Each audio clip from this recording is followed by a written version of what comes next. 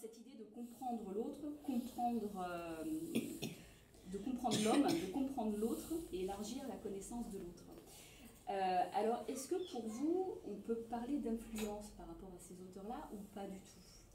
Alors, on ne peut pas parler d'influence pour deux raisons. C'est que, encore une fois, comme le polar vient dans une liste et que je ne m'y attendais pas, enfin, je m'y attendais pas, j'ai pas de culture polar. D'ailleurs, encore aujourd'hui, ma culture polar, je la construis en assistant à des réunions ou à des festivals où je rencontre des auteurs contemporains. Mais honnêtement, ma culture polar, elle s'arrête dans les années 70 à Loup, Forsyth et Le Carré, et puis basta. J'ai rien vu entre-temps. Donc, j'ai pas d'influence polar.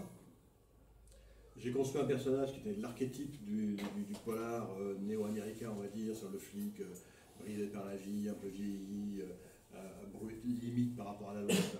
Parce que c'est l'archétype que j'ai dans la tête, non pas parce que je l'ai pris à tel ou tel endroit. Donc, côté polar, j'ai pas d'influence. Et côté ethno, j'avais rendu déjà depuis longtemps mon manuscrit quand le dernier Lapon est sorti.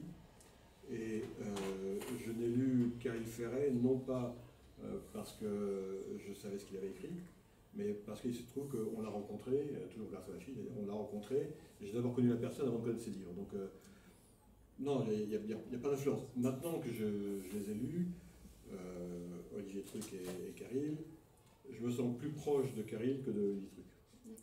Je me sens plus proche de l'approche romanesque de Caril Ferret que de l'approche journalistique d'Olivier Truc. Il y a peu de différence, mais je suis quand même plus proche de lui. Et d'ailleurs, je vous recommande Mapuche, qui est un très très bon, très très bon.